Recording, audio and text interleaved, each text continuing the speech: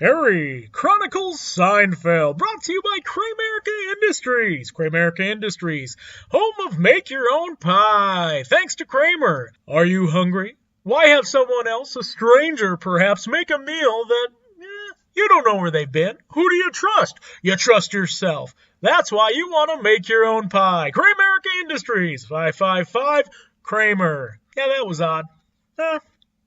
I can't think of a more fitting way to open up Harry Chronicles Seinfeld. We are all the way up to episode 4, a historic episode, an episode that is unique among all the episodes of Seinfeld. It is called Male Unbonding, and it's the first time out of any episode, and the last, that you're going to hear me say the name of an episode where it doesn't start with the. Episode 4, Male Unbonding, is the only episode that doesn't start with the. Yeah, I don't know what to say to that, but it's interesting. It's better than Friends when they're like, oh, the one about that. I always found that really obnoxious, but I'll just have to wait until I dish on the I Hate Friends podcast that I'm going to do after I'm done with this one. But no, Male Unbonding, another solid episode. We just followed it up with the robbery episode, which was way better than episode 2, and I think episode 4, probably some development, but overall, good episode. The one thing is it's really simple. These early episodes are really simple, and you just don't have the amount of storylines, and at this point, Elaine and George and Kramer just aren't able to really carry a storyline. So everything revolves around Jerry, and then his storyline will kind of go into the different characters. So all of a sudden, whatever he's doing will go to George, or somehow he'll meet up with Elaine or Kramer. But their storylines aren't very defined at this point. But not to say they're funny. This wasn't a funny episode.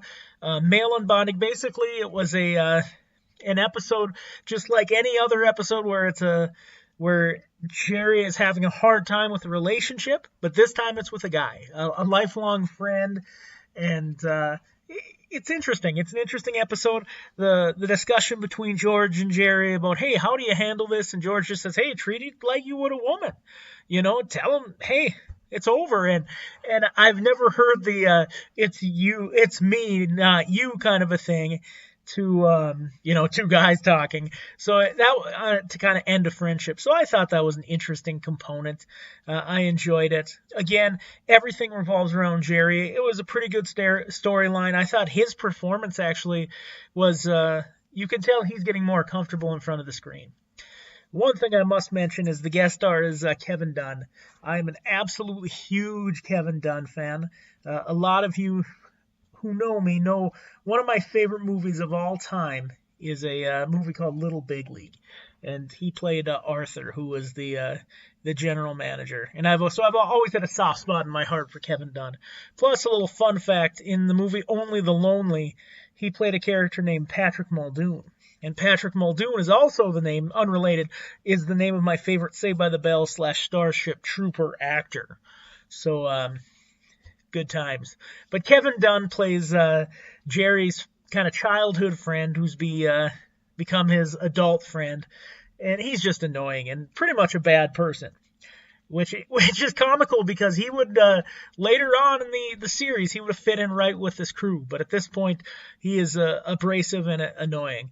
And one little side note, Kevin Dunn was actually one of the actors that they were thinking for George, and I think he would have been a great fit. I mean, you can't replace Jason Alexander. He did brilliant things with George. But if it wasn't Jason Alexander, I think Kevin Dunn would have done a nice job. As you can tell, he kind of had a George, he kind of had a George-like personality in this episode. This episode maybe didn't have quite the lines that the episode before did, but I thought the storyline was funny itself. I mean, the concept of breaking up with a friend and dealing with it like you would a relationship with anyone else, I thought it was interesting. I thought it was a pretty smart choice. I love the Kramer storyline. And they did give him his own storyline. It's just, again, he's a homebody. He's in his apartment, so it's not quite as funny than when he has these adventures and he's out and about and crazy and wild and all that kind of thing. But this was the formation of Kramerica Industries, and Kramerica Industries has a special place in my heart as well. And his storyline is that he's going to start a pizza place where you come in and you make your own pizza. So you do the dough, you do the cheese, and you put as much stuff as you want. But there are supervisors there, he tells the gang, and everybody thinks this is just a terrible idea. I guess I should say George and Jerry. There are a couple people who like it, and he's trying to get backers. So, which is funny because this reminds me of when I was a kid in Minnesota. I believe it was my 4th or 5th birthday party. We went to Godfather's Pizza. And this is basically what they let you do. They would have your whole birthday party would go, and you would make your pizza, and you'd do the dough. You'd put as much sauce and cheese and toppings as long as it was acceptable. I tried to put too much cheese and pepperoni on mine, of course. And then you threw it in the oven. And I thought, man, this is a lot like my concept. And this concept comes up in later episodes as well. Kramer really tries to get this thing off the ground, and it doesn't quite work, but it is it's an interesting storyline. But no, again, this episode, it's a step in the right direction. It's the one of the final episodes of season 1. I believe there's one episode after this, but no, it's a solid episode. It's fun to watch. It's fun to watch these old episodes. I don't know if you guys have seen them, because personally, I love how complicated the other episodes get, the later seasons, but it is kind of refreshing to watch one storyline kind of play out, and then the hijinks is kind of on the side, rather than, they're not throwing tons at you. So it's kind of refreshing in a way if you're just, because for me, the last 2 or 3 years, all I do is watch probably, I'd say seasons 5 through 9, because those are my favorite seasons. So that's what I watch. So it's kind of refreshing to actually watch these simple storylines. And, it's not, you don't get the quirky kind of, there's a lot of hijinks, especially in seasons, you go 7, 8, 9, and especially 8 and 9, there's a lot of slapstick to it, and it's really out there comedy. And this is more of closer to a basic sitcom, but again, it's really conversation based.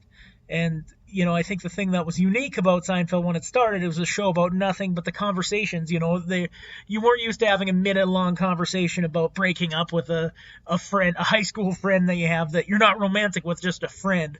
And it was kind of funny, and I think George's dialogue gets stronger and stronger and stronger, and he becomes more of the character that you realize. The one bummer, I'd say the biggest weakness, no Elaine storyline really here. Late in the episode, Jerry's friend kind of comes over and tries to hit on her, but other than that, not much of a Elaine storyline. And I do really believe that one of the reasons the show was as successful as it was by the middle season, she became such a strong character. She was fantastic. And these early episodes, she doesn't have quite as strong of a place. And then, Kramer is just different. He's kind of a homebody. He's a little bit more reserved. He's just kind of an out there kind of, I wouldn't say quiet, but more reserved than we know him. So I think that's the two things missing right now. Because I think George is getting more well-defined. And really, Jerry's character, yeah, he might get a little bit more sarcastic. He might get a little more mean-spirited, but for the most part, he is who he is from the beginning. So Dennis Green would be proud of that, because he is who he is, and he is who we thought he was. Good times. But no, I really enjoyed this episode. Again, it is a special episode because there's no the in front of it. So that's male unbonding, and this is Harry chronicling Seinfeld. Absolutely love it, guys. Hope you don't hate me too much. Well, thanks for listening, and you have a great day. Thanks so much.